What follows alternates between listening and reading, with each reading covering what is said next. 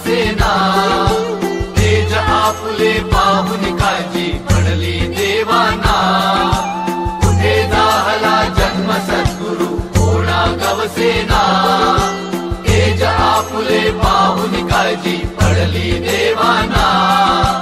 बाहु अजानु करू, बाहु अजानु करू, सावली देवट वृक्ष करू।